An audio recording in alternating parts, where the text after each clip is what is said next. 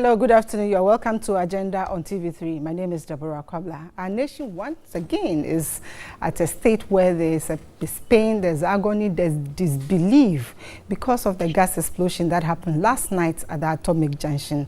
How did we get here as a country? That's what we are discussing this afternoon on Agenda. With me in the studio to look at this discussion from far left, we have Mr. Asiedu-Dartey. He's head scientific metrology from the Ghana Standards Authority. In the middle, we have Nana Ano Amihie. He's a traditional ruler and he's also the national president, Ghana Institute of Safety and Environmental Professionals. And on my immediate left, we have Mr. Nanayao Akwada. He's executive director from the Bureau of Public Safety. Welcome, gentlemen, to Agenda. Thank you. Thank you. Start with you, Nanayao. How did we get here as a country? That sounds like an ultimate question. I just want to say that where we are now as a nation, to us at the Bureau of Public Safety, it did not come to us as a surprise. Indeed, yesterday we indicated to the media that this was expected. We were expecting this to happen, and indeed, if the right steps, as we've discussed since 2010, are not taken, then we should see, sadly, we should see another atomic junction explosion. But how can a country be expecting disaster of this magnitude? Because about 7 lives have been lost and many injuries. I'll tell you what, we had June 3rd disaster, over 150 plus lives were lost. That in no way compares to what happened yesterday. I'm not trying to say the 7 lives do not matter, but if we could not do anything significant after June 3rd, it does not appear to me that we'll do anything meaningful after October 7th or 6th. Mr. Dartey, let me also take your comments on what's your view of why we are here where we are. Thank you. We find ourselves in this very situation simply because, whatever we do as a country, whatever project, whatever activity, first and foremost, we must incorporate standardization in all these programs. And once you do that, everything will fall in place. And if I'm mentioning standardization, it does not exclude safety concerns. All these are incorporated when you are talking about standards. And what happened last night, I don't know, maybe I'll put it final wake-up call for us as a country. Because like my colleague said, he mentioned June 3rd in 2015. A lot of lives were lost. And in between that, we have read of reported cases of gas explosions. So I think that the time has come for all hands to be on deck, and let's accept that standards must take the lead.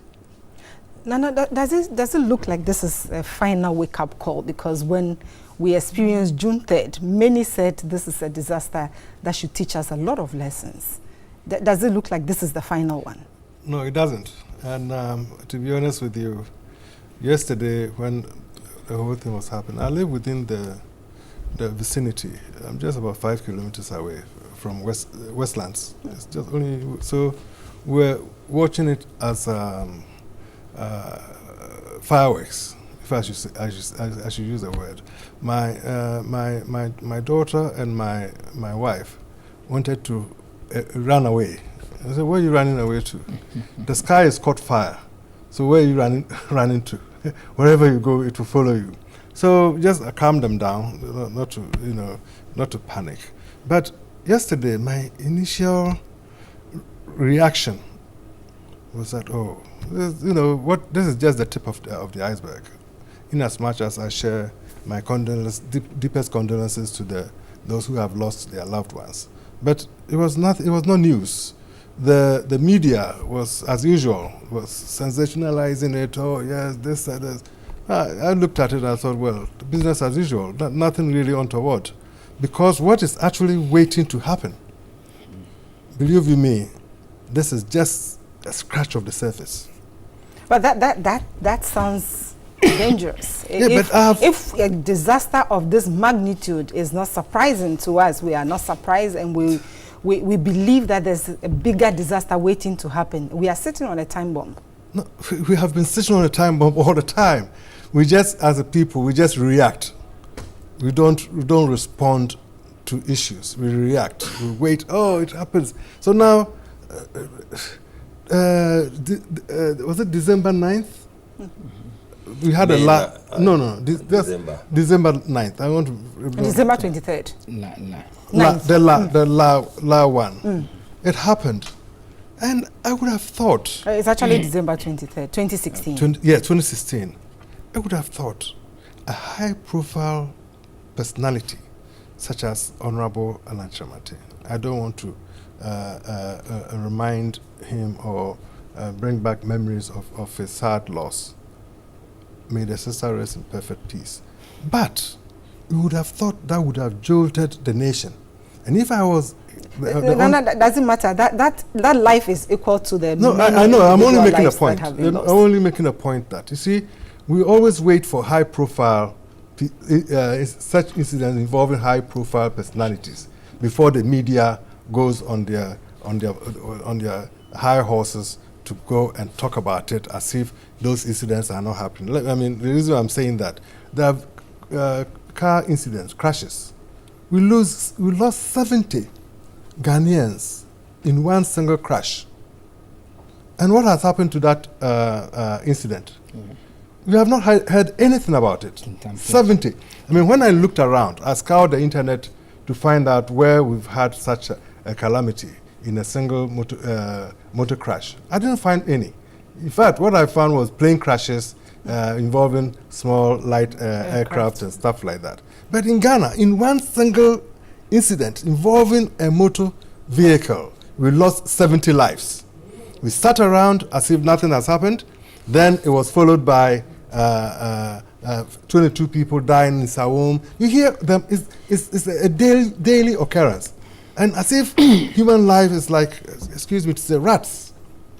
Those we put in charge to ensure these unfortunate occurrences or incidents do not happen. They go out there, they don't really care. They are there for their personal comfort.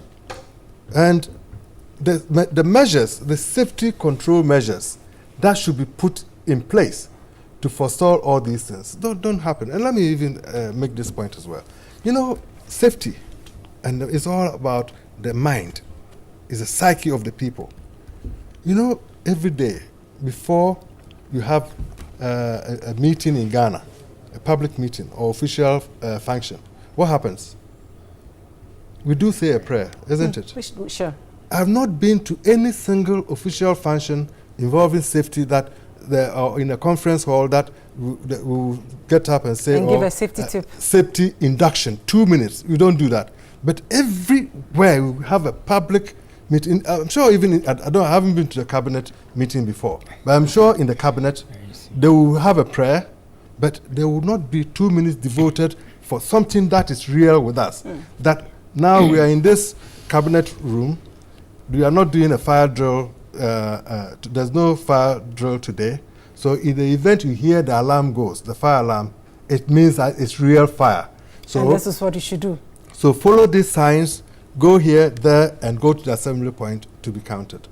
I don't think they do that in Parliament. And the reason I'm making that point is that if we as a people, if we inculcate those ideals, safety ideals, into our children will pick it up, and then they would even rather turn around and teach us about safety. Well, the president has been speaking. Let's listen to what the president said, and we'll come back to the studio and continue the discussion. This is Agenda on TV3.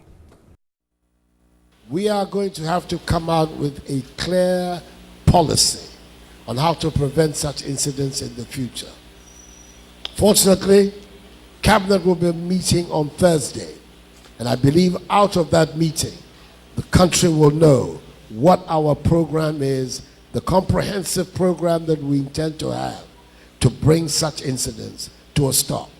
What happened yesterday is one too many. We cannot afford anything. I would like everybody involved in the industry to recognize that we will all have to make adjustments to be able to guarantee the safety and the security of our people so these things do not happen again. And I need the support and cooperation of the people of Ghana to make the policies that we'll be bringing out succeed so that such incidents become a thing of the past.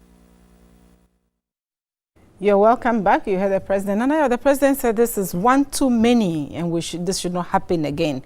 How seriously are we taking safety? And the promise from the president, there's going to be a cabinet discussion and they're going to fix it. I think ideally, by my upbringing, when you have a man of the president's caliber assure the nation, by my upbringing, there's a natural tendency to go with it.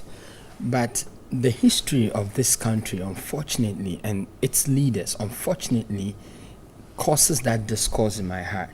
Because we've had the pure-hearted President Mills make similar statements. It came to nothing. We've had ex-President Mahama and his vice.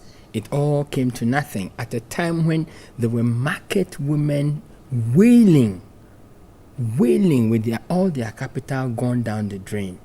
We've had series of government officials make such assuring statements, in the face of disasters, and nothing happens.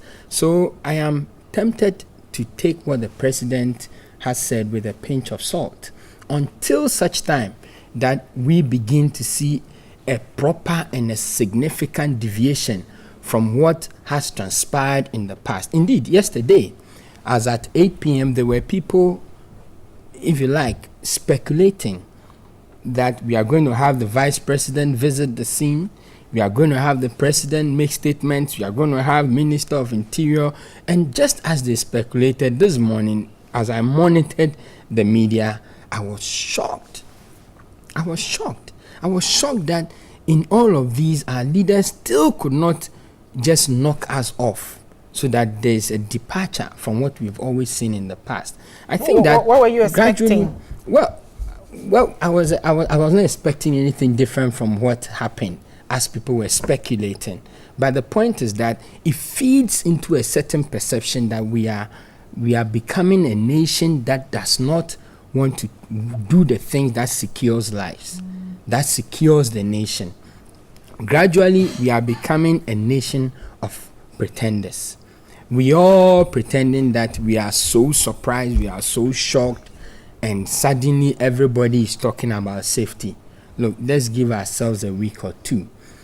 Let us hope that what the president have said will actually become actualized. It will be actualized on the ground, and we'll see things happening. But until then, I think that we all must take a seat back and begin to rather mobilize the citizens to demand from duty bearers our due, because it's like you said, it's becoming one too many. And every time it happens, we have leaders, prominent people coming in, because when the president speaks, like we say in Akan, so openi garia na inshasa.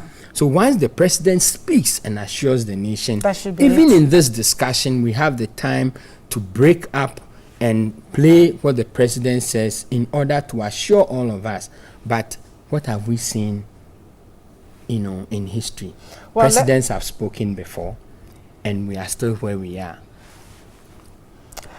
The president talked about one too many. We know you talked about standards being critical. How important is standards in safety, if not the most important? Yeah, the standards will set the tone. You are talking of the enabling environment, you are talking about safety you are talking about equipment, you are talking about procedures, you are talking about work instructions, you are talking about the personnel.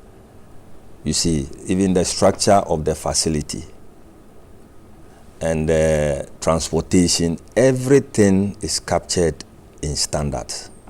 So the standards component is key, and that is what we need to superimpose in all the activities, not only in the sector of LPG or the oil and gas sector, but it should be part of our lives as a country. Mr. Dartey, you'd expect that in the oil and gas sector, especially with LPG, it will be very high documented, well laid out standards. There should be, because we know the standards should exist. Yeah, is it inadequate standards or lack of enforcement of the standards? The standards are there. It's just, I would say, I must admit that the enforcement needs to be stepped up. Like His Excellency the President stated, just last week, stakeholders held a meeting, and key on the agenda was the safety in LPG. The dealers themselves were also represented. The MPA chaired the function. The Standards Authority was represented. The fire service was also represented. Environmental protection was also. So even at that meeting, there was that need, urgent need to step up the game.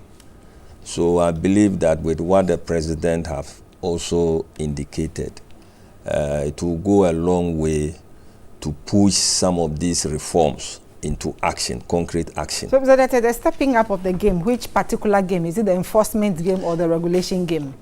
Well, whether you look at it from the enforcement perspective or whichever angle you look at it, somebody said either Jonah swallowed the whale or the whale swallowed Jonah. There was a swallow.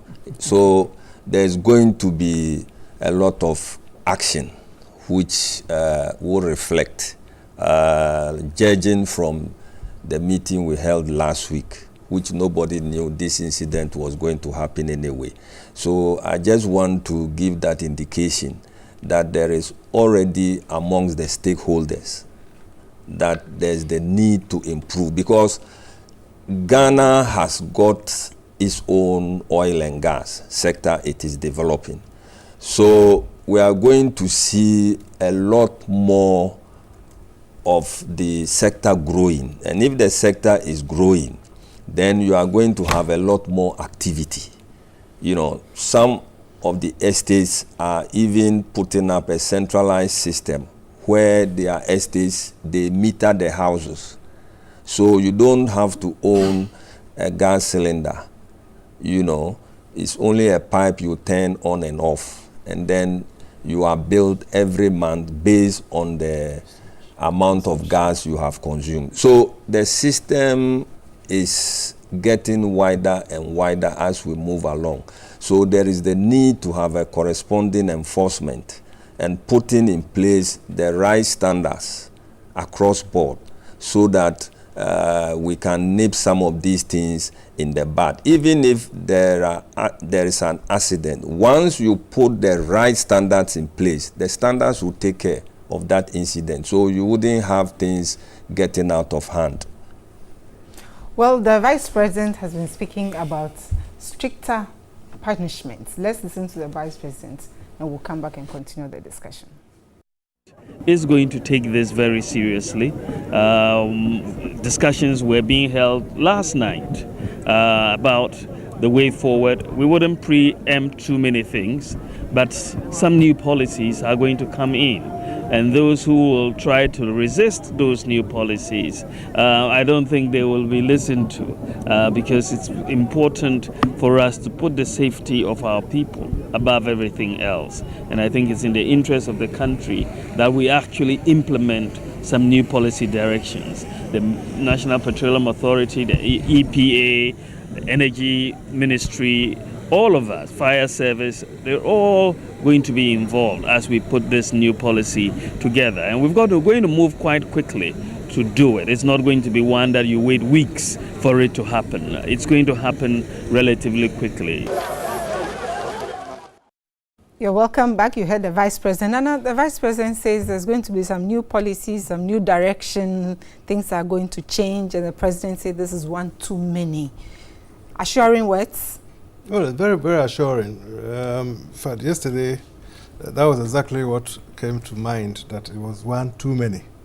And then it was echoed by the Vice President, and the President himself is also echoing the same thing. So we encourage them. Now, first thing, we encourage them to look at the ILO Convention 155, which most of the protocols that Ghana, or ILO conventions that Ghana have signed up to. We are left with it says we have, Ghana is a signatory to several international ILO organization conventions and protocols that seek to encourage member countries to develop a holistic and integrated approach to the fundamental issue of occupational safety and health, and the promotion and creation of a preventive safety and health culture. But the country is yet to ratify the ILO Convention 155 on occupational safety and health. But that is the bottom of the whole thing. Ghana, we have not got a occupational safety and health bill as a country. People have, it's been since 2001, we've been dilly-dallying with it. It's going to be passed. We go, one government comes, it gets to the cabinet and it doesn't end up in Parliament for it to be passed, and it goes on and on and on. So really, I would urge Nana Akufo-Addo that if our Vice President Bawumia, who is saying that it's going to happen and it's not going to take months, so I would encourage him that they look at the OSH bill. We as an institute, Ghana Institute of Safety and Environmental Professionals, we wrote to the employment minister for a copy of that draft. And he did a good thing. He sent it to us. We looked at it, and our members, some of them who have a lot of expertise on the matter, looked at it and put all their inputs in there and reviewed the document. And we sent the document to the employment minister. And we also sent a copy to the Attorney General and the Majority Leader in Parliament. Believe you me, we sent the letter on the 24th of July this year. And we are now in October. We haven't received a reply from the minister.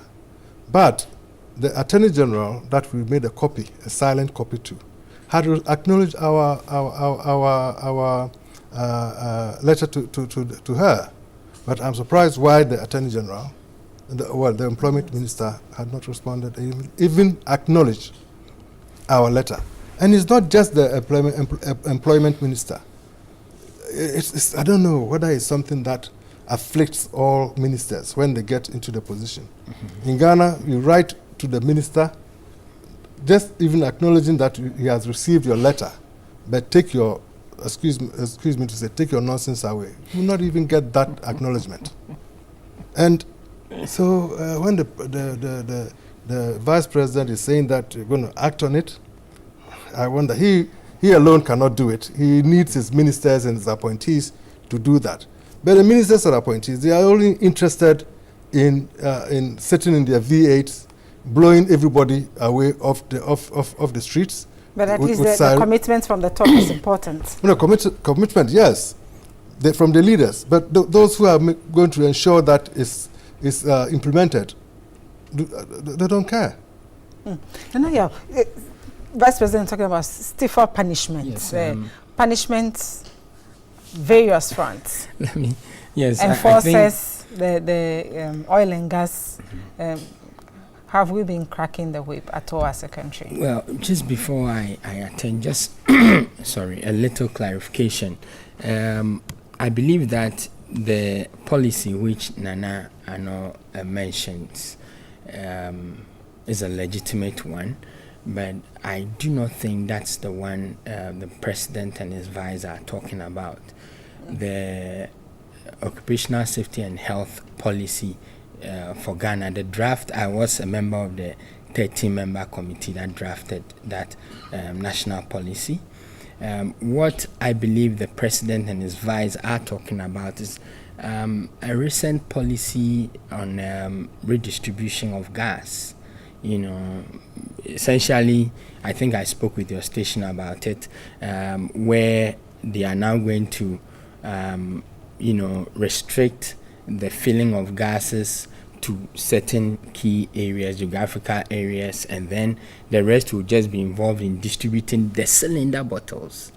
So we wouldn't have cases where a load of a gas, a gas load of truck, like a tanker. A tanker. Yes. I mean, that's it. A tanker will be discharging at trade fair, and then bam, it explodes. A tanker will be discharging in Tamanu town, then bam, it explodes. So they believe that that policy, when implemented, will minimize the spate of explosions that we have. Isn't that legitimate? It is legitimate. I'm just trying to, just so we don't confuse the two policies. The occupational safety and health policy, which Nana Ano mentioned, is one that dates as far back as the 80s.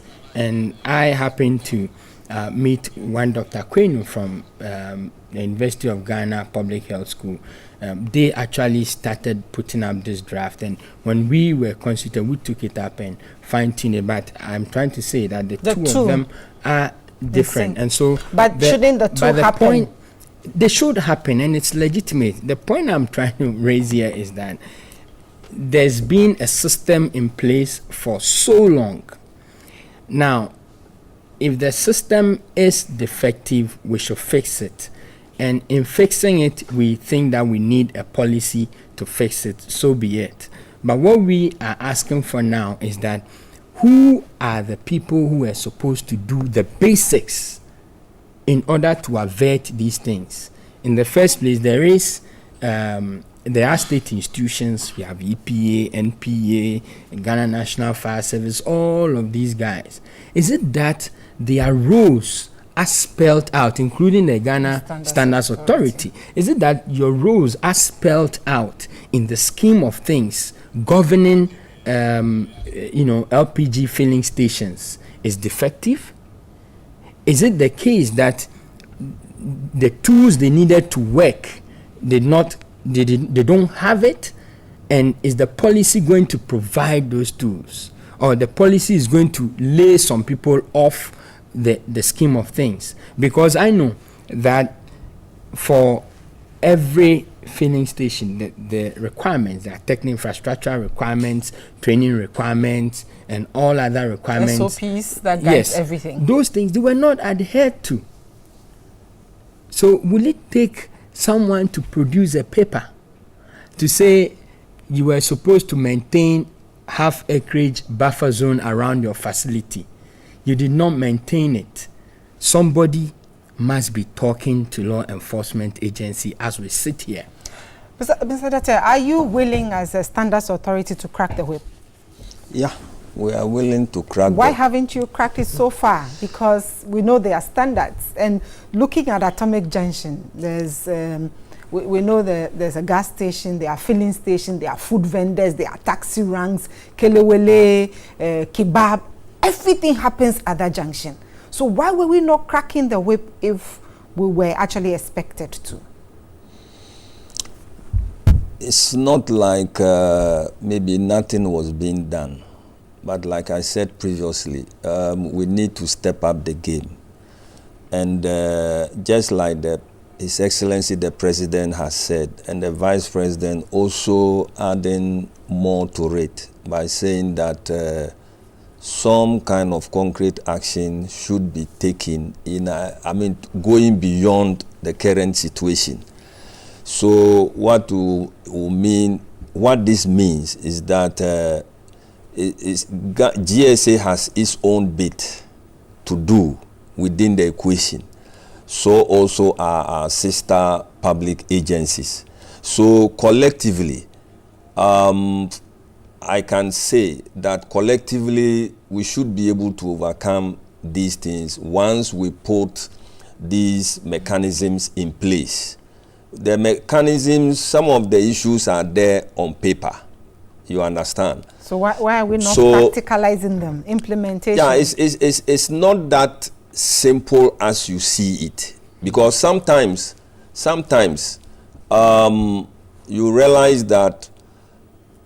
I remember for example, after June 3rd, some filling stations or so were even closed down during that time. But I'm sure if you go around the media, I won't be surprised if you may find one or two operating.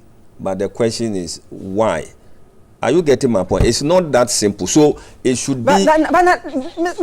Dartey, that why should be answered. There's a state institution with a responsibility to answer the why question. And so, yes, isn't it a failure on those institutions that are supposed to provide the answer that they are not providing? Yes, if there's a failure, you see, if there's a failure on the part of an institution, we need to find out why that failure exists.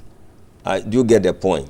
And then and why is nobody, why is the person or the institution with the mandate to supervise that institution? Why is the minister, why is the chief director who has the mandate to supervise that person not supervising? We'll go for a break.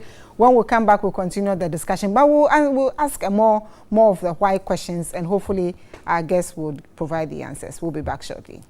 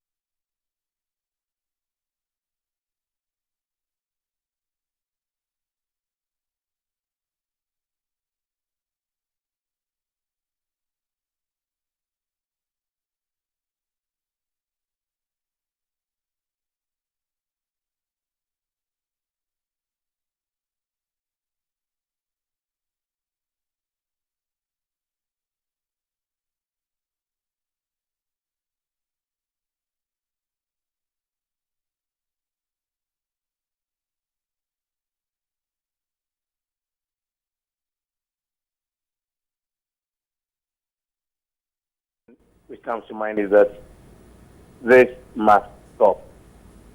And all of us, especially those of us in positions where we have work to do, must get to work to get these things resolved. I have heard from students, I've spoken to my colleagues, a few CEOs, that we need to go back and look at the standards that this country has for citing these things and how they are implemented. We at the Standards Authority work very closely with the National Petroleum Authority.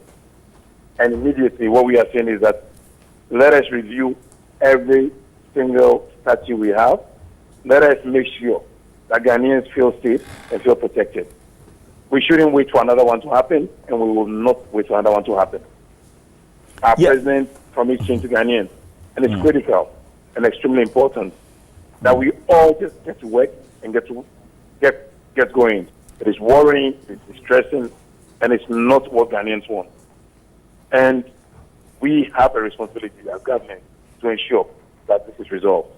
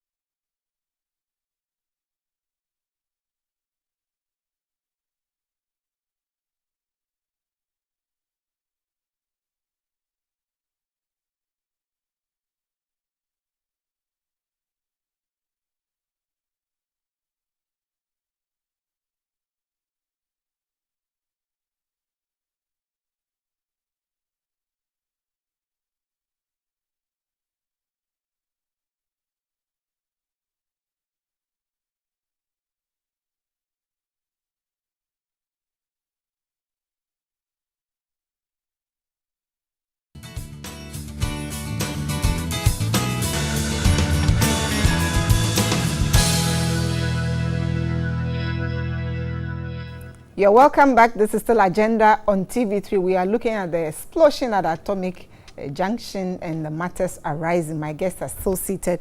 Now we like to put together fine documents, nice policies, nice SOPs, but when it comes to the implementation, there's always a challenge. Why?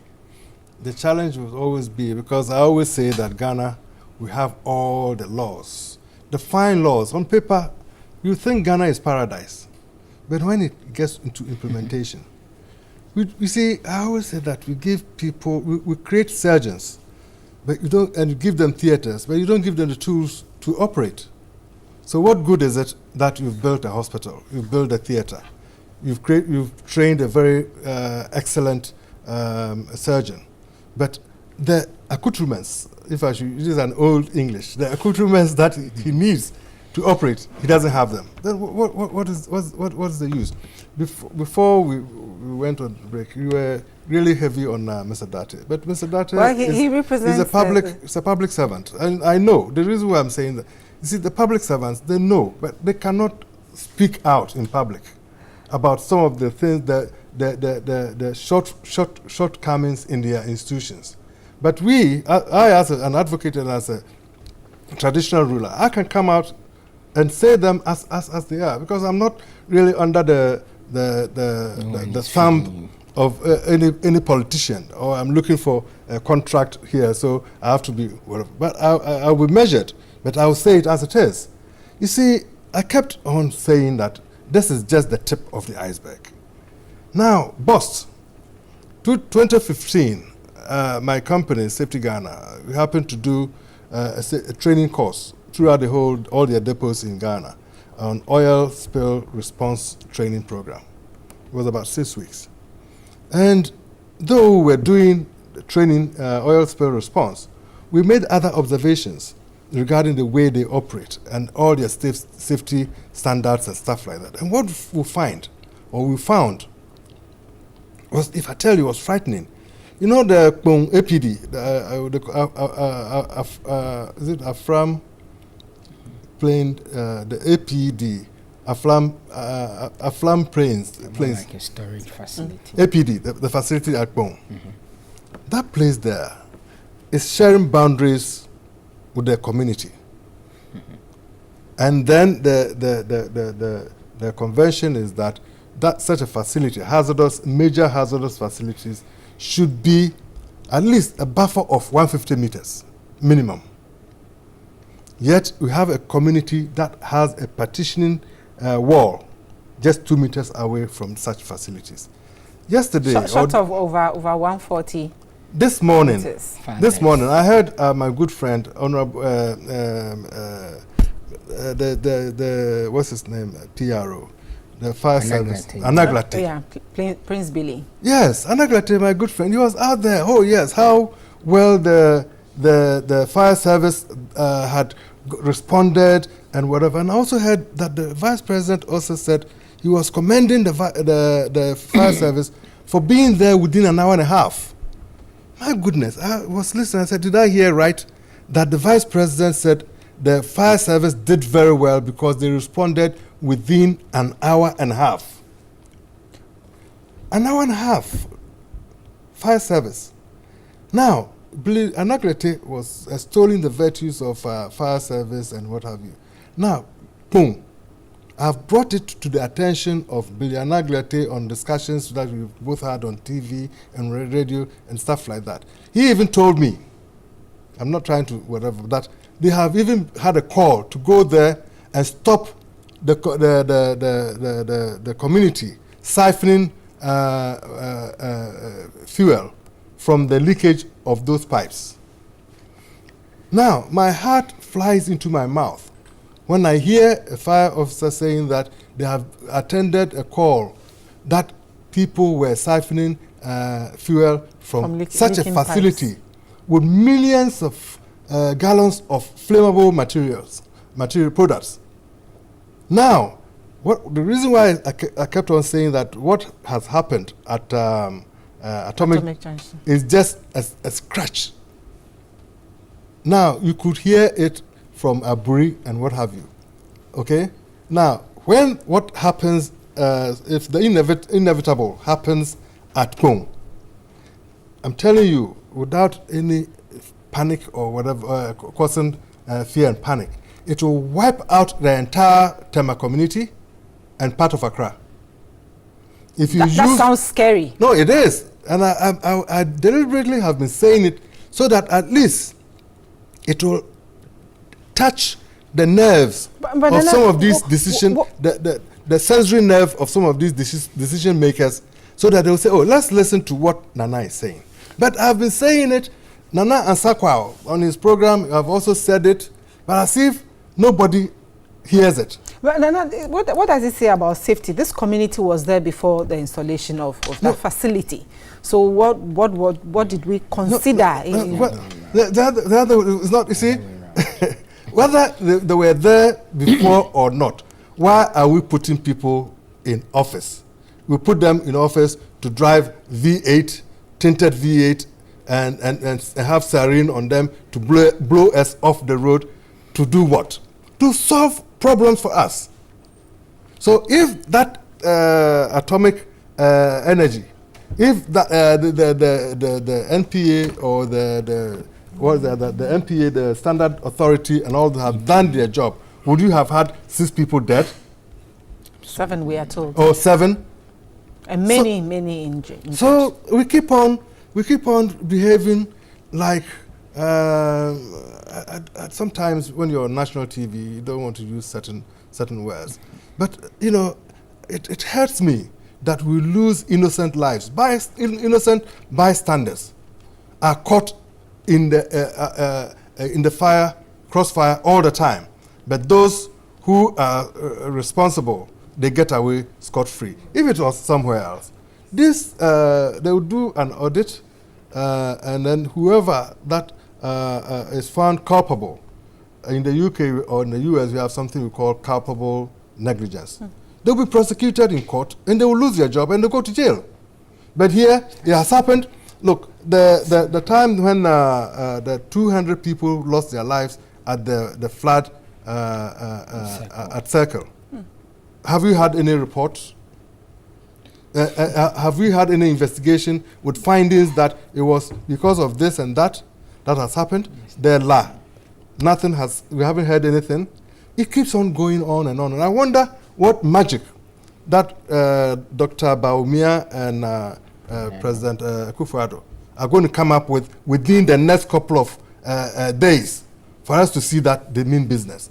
We are sick and, excuse my French, we are sick and tired of all these. No, that sounds like English. What are we learning from this? The magic President, His Excellency President Nana-Addo, and his vice can do to turn things around is this.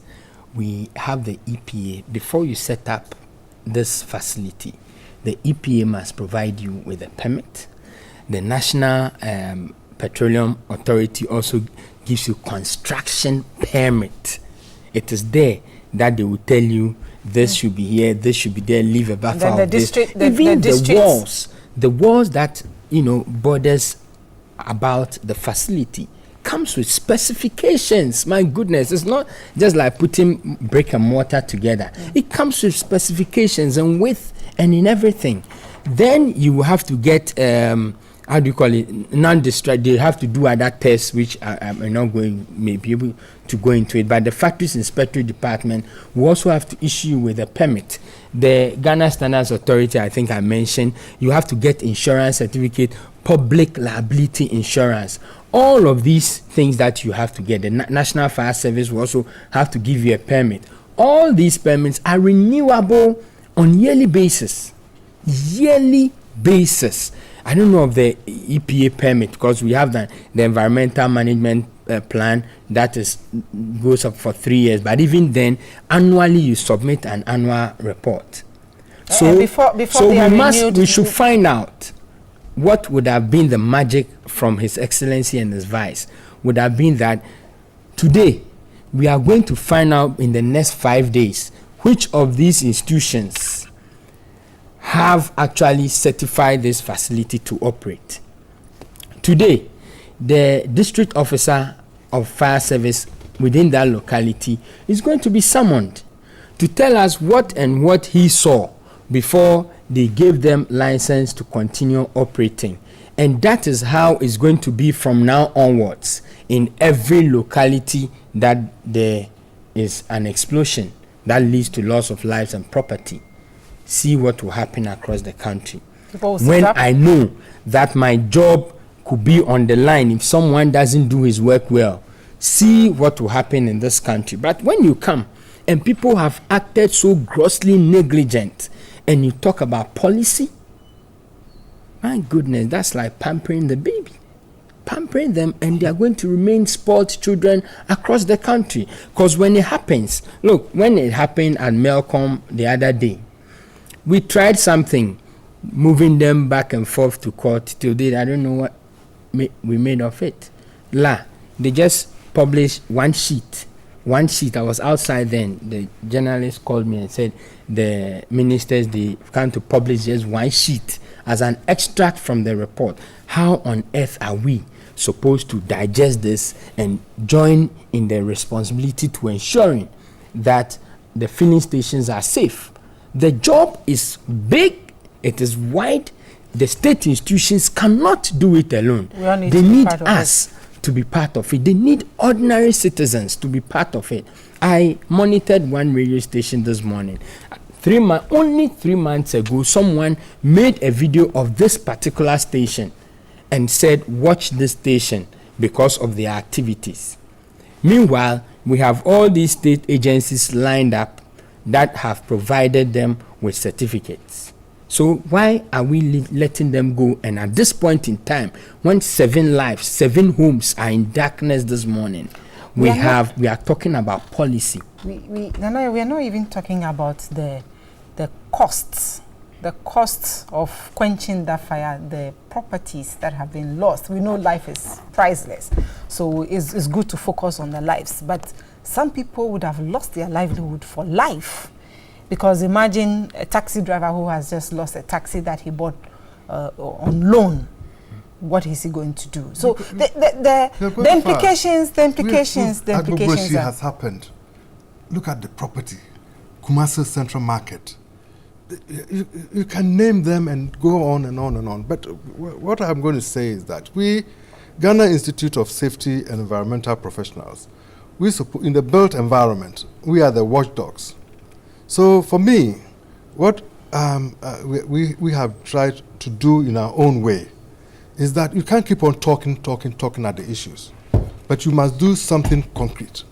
So what we have decided to do, our vice president, who is an expert in accident investigation, he's come up with a training model that we are now negotiating with the MPA, that it should get all the stakeholders in the downstream business, like the oil marketing companies, the transporters and whatever, to come for this training, accident investigation training.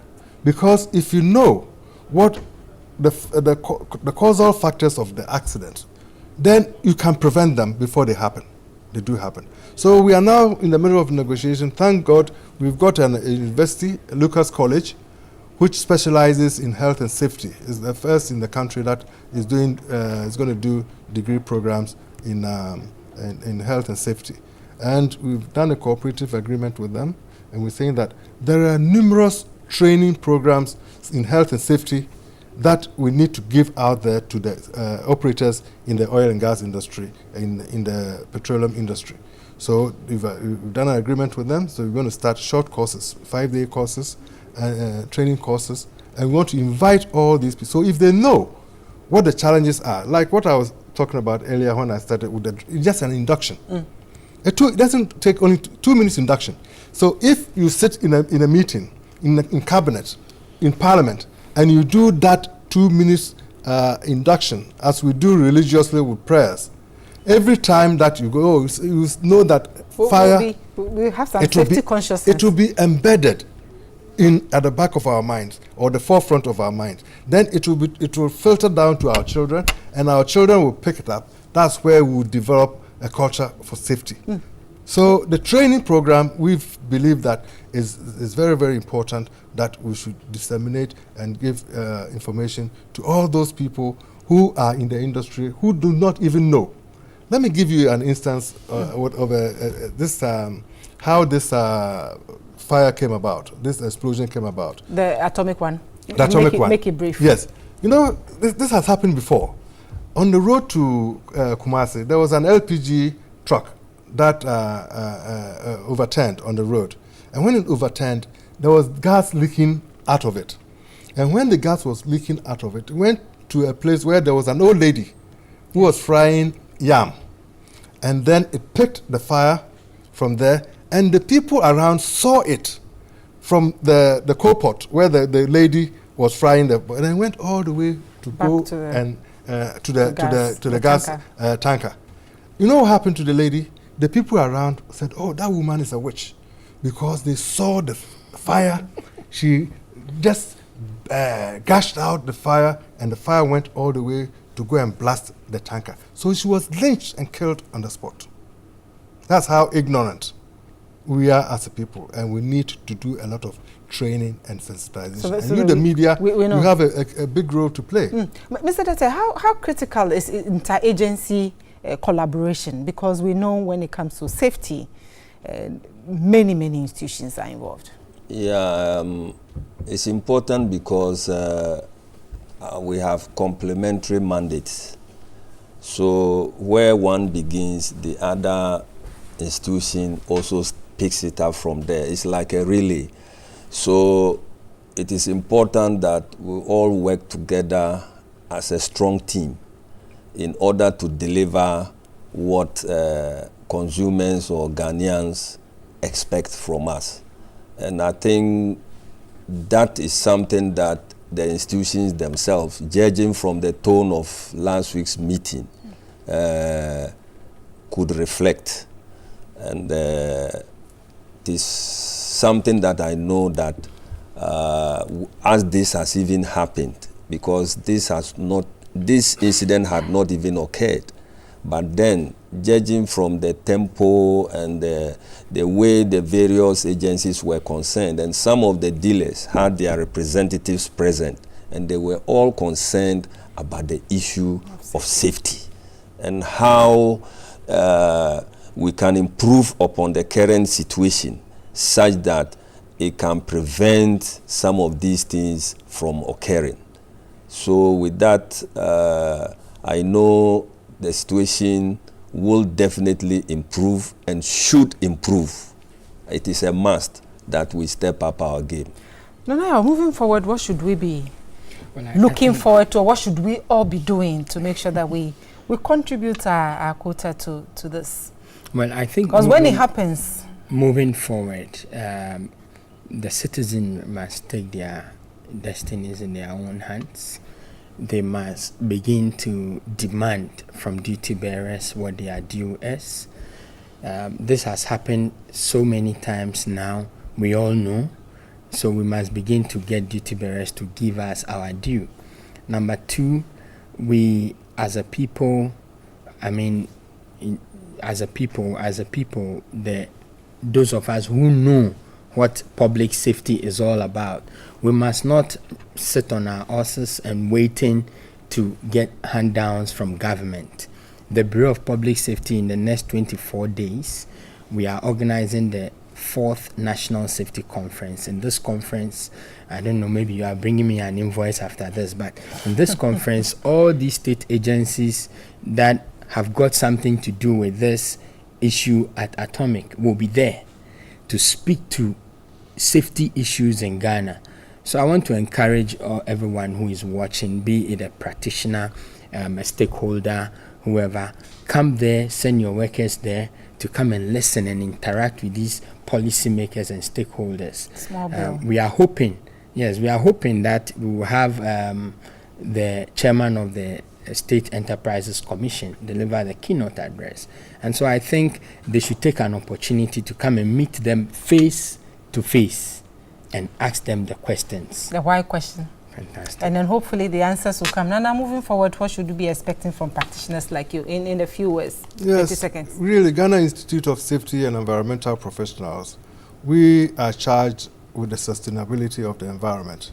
And we believe that we should have a partnership with the media to go out there and ensure that the public is well sensitized with some of these safety preventative measures that should be in place to forestall most of these calamities that happen unnecessarily.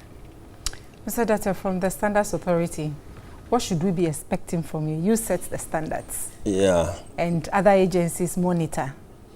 Yes, so like I said, the standards were also reviewed quite recently.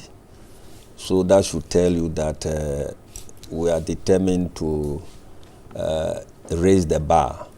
And for that matter, the standards institution and then the other state institutions will work together in order to improve the system that is used for the sale of whether petrol or gas, for that matter, just to improve upon the system so that such accidents, if not eliminated, but are minimized to the barest minimum.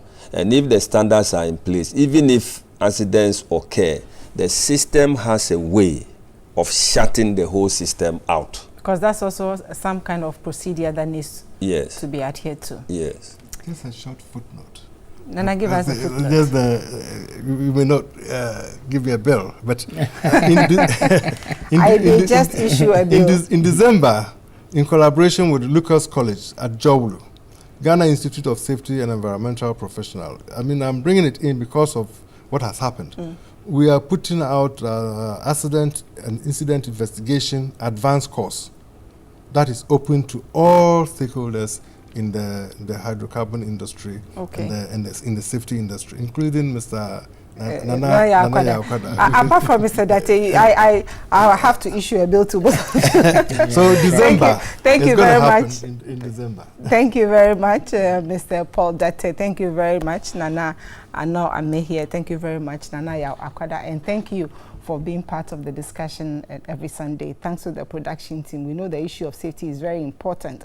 When it happens, many people are caught in that disaster and lives are lost. People lose their livelihoods and properties, millions, running into millions, are also destroyed. So let's all contribute to make sure that we can safeguard our safety. My name is Deborah Kwabla. God willing, same time next week, we will be here with another discussion. Enjoy the rest of your weekend. Bye.